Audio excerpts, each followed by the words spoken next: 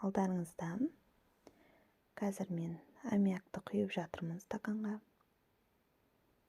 Аммиак индикаторда, яғни соның ішінде фенолфталинде таңқурай түсті көрсетеді. Аммиактан азғантай құйып алдым, үстіне суды құйдым. Мына жерде суды кішкене топить етіп жатырмын.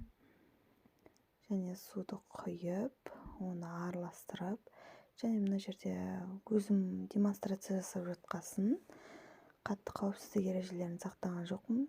Фенолфталині жағылған ыдысқа араластырған кезде осындай таңқурай түсті көрсеттім.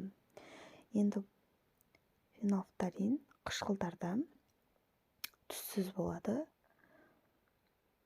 Яғни қышқылды құйған кезде таңқурай түсі өзгеріп кетеді.